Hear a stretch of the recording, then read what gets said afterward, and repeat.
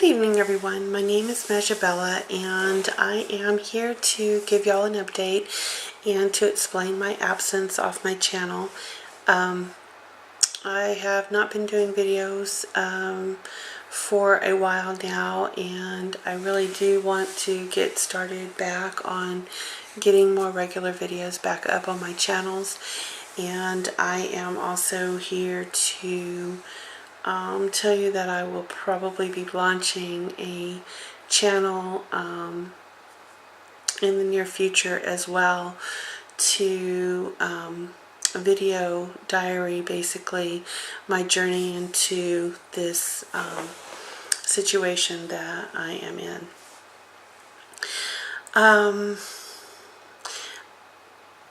I have a long history of an autoimmune illness, Hashimoto's. Hashimoto's, although can be not fun, but it is not one of the more serious autoimmune illnesses, and it is a thyroid disease, and it is where your white blood cells try to basically kill off your thyroid in certain moments of attack. It's very debatable as to what precipitates attack, how long the attack occurs, very much based on the individual, and also other things that are going on in the life of that person, stress being a major factor in any autoimmune illness.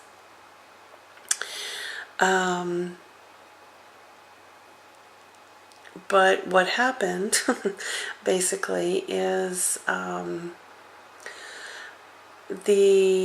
have been not feeling well for quite some time, basically, but none of it was anything that could be pinpointed to where I would go run to a doctor and say, you know, I really feel like this, and this is going on. I need to be checked. I need to, something. What most of my symptoms were was just feeling fatigued, which with Hashimoto's you can feel fatigued. It was a lack of muscular strength, which with Hashimoto's you can have that. It was some of the things that I didn't even know were a symptom, but things that I had been experiencing was things like sometimes I didn't hear as clearly as I should be hearing. Someone could tell me something and I just would be kind of baffled as to what they had just said, that I couldn't clearly distinguish the words that they were speaking. I heavily rely on reading glasses, although sometimes reading glasses work and sometimes they didn't. And I just thought that was changes in my body because I was getting older.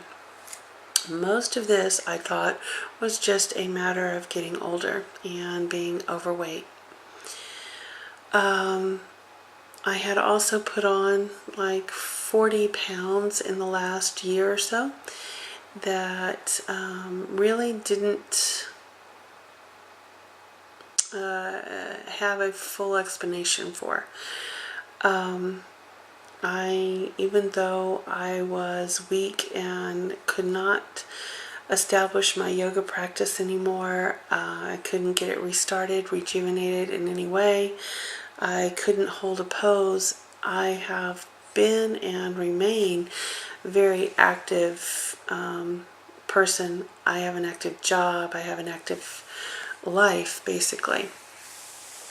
So all these things were not something that I would have run to the doctor for.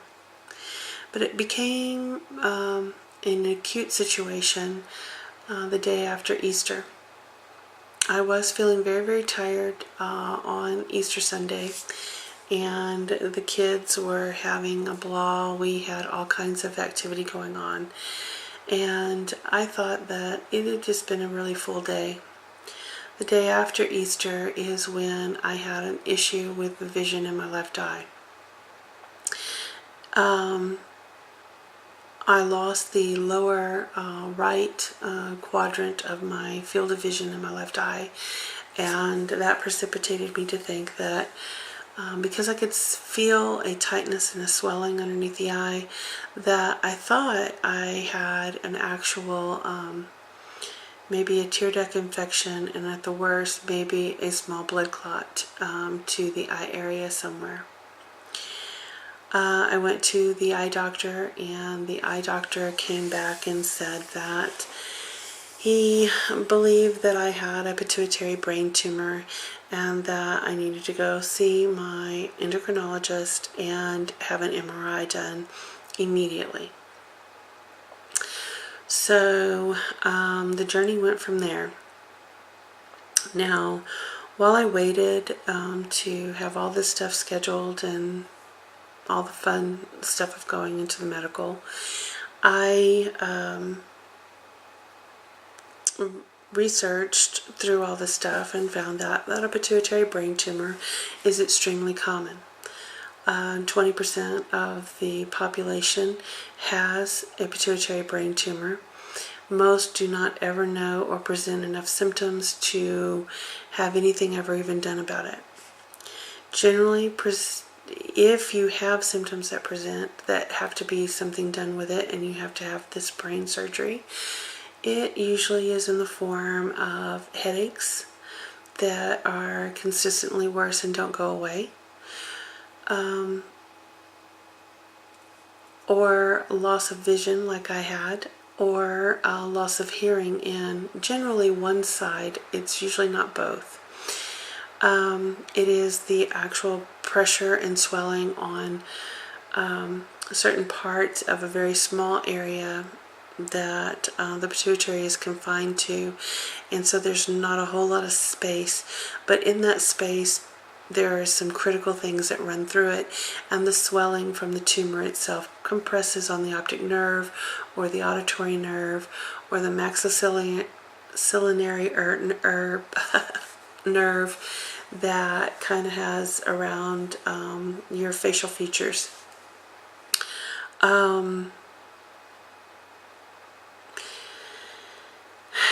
The other things that it could have been were the beginning of MS, the beginning of lupus, and some very rare optic nerve disease that would have been really bad.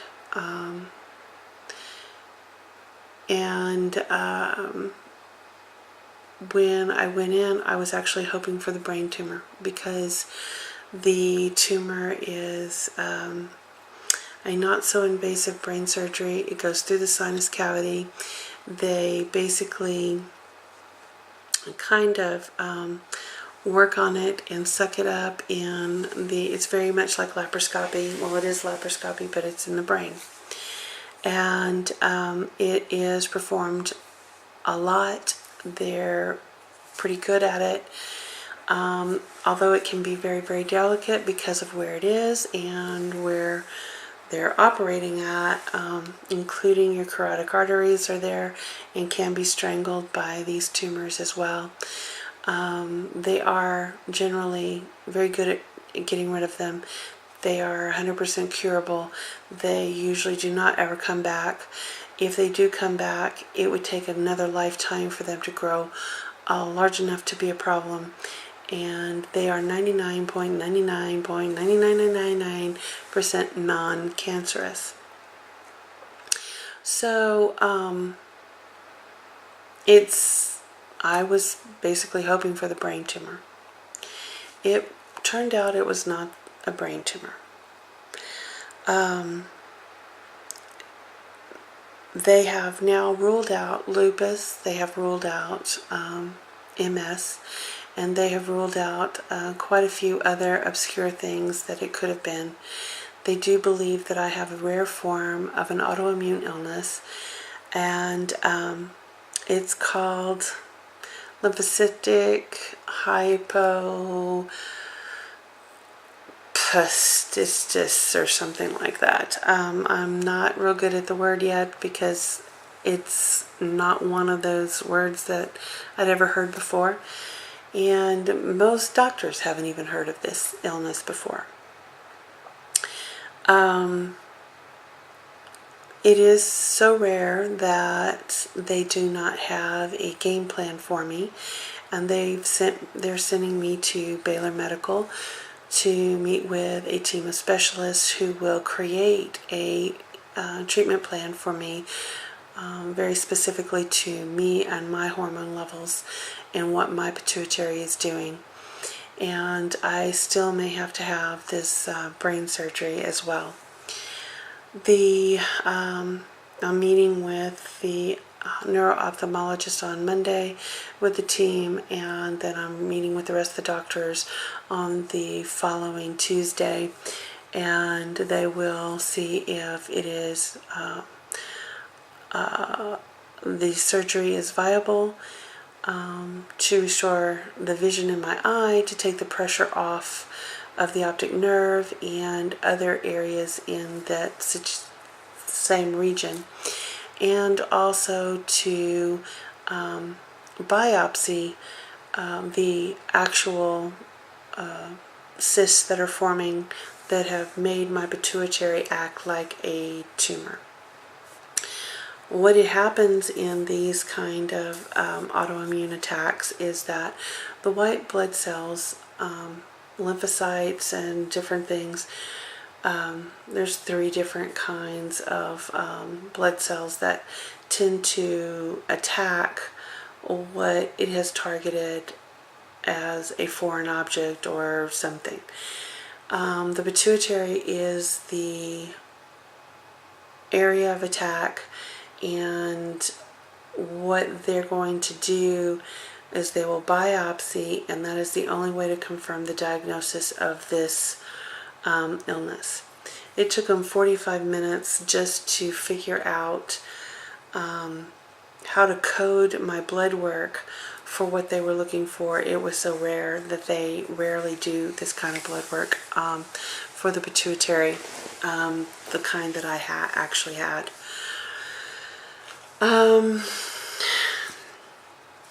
So anyway, I will know more come Tuesday afternoon, Wednesday morning, on what the course of action that they're going to take on me, how quickly things will proceed from there. And I just kind of wanted to give everybody an update as to, I am not MIA. I am, although not well, I am fine. I really am. This is not something that generally shortens anyone's life when they have it. It is, there is medications that can be done for most of the hormones if they are missing. There are other ways to suppress certain hormones if they are overactive.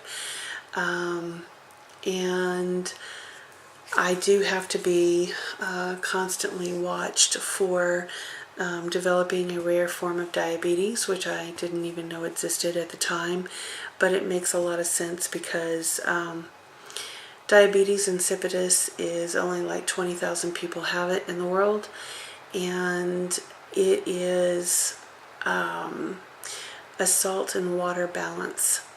So I had a problem and did not, I really gave up salt probably in my early 20s because I had such a negative reaction whenever I get into real salty foods. So I've always had a salt and water problem, and it's making sense. This illness did not happen overnight, even though the vision loss was the day after Easter. This illness has probably presented itself in my life for well over 30 years. It generally hits postpartum women, and I had a pregnancy that I did develop pregnancy hypoglycemia in, and a couple of things, and in that pregnancy Those are all early symptoms of thyroid disease, but my thyroid disease is probably from my pituitary. I probably had the pituitary illness before I had the thyroid illness. So I have lived 40 years, 30 to 40 years with this. That was my baby, and my baby is 33 years old. So I probably have lived with this illness for approximately 33 years, if not longer. And so it's not something that, like I said, is, it's not going to kill me, not in that kind of fashion. It might end up being why I pass away in the future, but it won't be because it really shortens your span of life. I may still have to go through this brain surgery. I'm not real pleased about that, but I am real pleased that it does not require any cranial bone saws. I am very happy that it is just endoscopy through the sinus cavity. My recovery will not be even like my cesarean sections, or worse, far worse than any kind of recovery that this one will give me. Because I had the old C-sections. The modern C-sections are a piece of cake. The ones that go straight down the middle, they are not a piece of cake. And I don't want to discount anyone's surgery, don't get me wrong. It's just that I've had the hysterectomy with the new way, and I've had the old way. The old way is far worse than the new way. And that's why my perspective on abdominal surgery, if they cut down the middle, you have a long road of a lot of pain. But if they don't, and they do the bikini kind of cuts, they are a piece of cake compared to the old surgeries. So just throwing that out there, because I don't want to ever discount anybody's pain when they're going through any kind of surgical recovery. So anyway, this is kind of an update. I will be vlogging because I found out how rare this illness is, and I'm going to video log a lot of things. I'm not sure if I'm going to start a brand new channel and put a lot of things to do with that autoimmune illness and my journey through all the stuff that they're going to be going through, or if I'm going to use an existing channel that I have that I really didn't do anything but one video or so on. I may use that one to go through and revamp it a bit and do it as the vlog, because I've already been in contact with a pituitary foundation in Australia that was actually asking for people to video their journey through their situation as a teaching tool, and also as a tool to help people that have been diagnosed with this, so for future reference. They didn't have any real takers. The few people that were on the site, they were all just going to write something. They weren't comfortable in front of a camera. So I will be starting up that. That channel will also have a lot of health, nutrition, research on diet, supplements. That is my field. That is what I've been doing for over 20 years of my life. I started it on my search to get healthy because I knew that things were not going well with me many, many years ago. So, like I said, this is sort of, it was a sudden thing, but it was not a sudden thing. And anybody who has lived with long-term chronic illness knows that these things don't happen overnight, even though the diagnosis may come from an acute situation that happens, that you finally get the bottom line diagnosis. So I'll be videoing all of that kind of thing. I'm going to be doing things on vitamins, minerals, herbs, the latest research into autoimmune diets, the latest research into where they're thinking that these illnesses come from.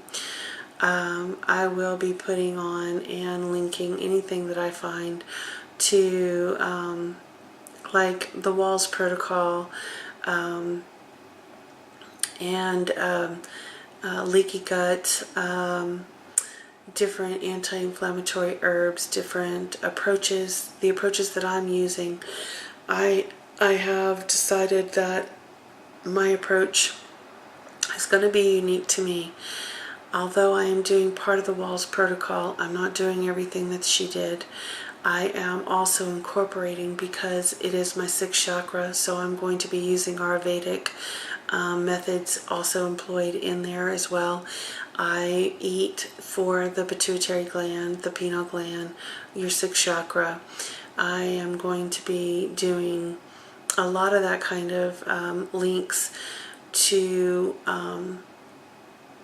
alternative health things, not just the more scientific approach to it. I'll be doing both. I will be interweaving a lot of different things. There is a connection between 2nd chakra and 6th chakra problems, and I will be focusing on that as well. The videos will be diverse in their topics and how, and hopefully it'll be information that people can use. If you have to have something rare, well, you know,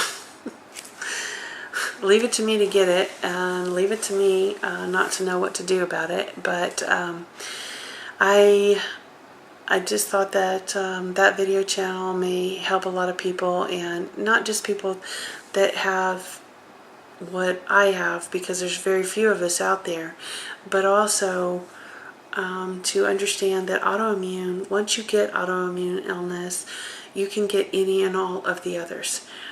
There is approximately 120 autoimmune illnesses, and there's 141 illnesses that are very common that are fixing to go autoimmune. So more people have autoimmune than they even realize. Even so much as clogged arteries, they don't believe is an autoimmune illness and is fixing to go into that category. These are the latest research findings, and they still believe that all of this is coming from the condition of our intestines. So it can help a lot of different people, not just people with official autoimmune, but also other people who their nutrition has been poor. I'll be doing things on trying to live chem-free, the way I've changed my diet. Something snapped in me the minute that they told me this stuff, and I have been on point with diet. But anyway, I will be checking in from time to time, and I will be, like I said, creating that channel, and I'll be posting links on this channel. And soon I will be back to doing also my other videos, because I do love to talk about magic. I do love to talk about the spiritual side of my life as well. And the being that my 6th chakra is being affected, I am not very pleased about that, because I have a lot of special gifts that I know come from that area, and I don't want any of them interrupted or I don't know. It's one of the concerns that I'll be videoing on how I can remain connected psychically while trying to literally kind of close down my 6th chakra, which is a little wide open at the moment. This illness would show that my 6th chakra is a little too open and needs to be brought back down some to be back into balance.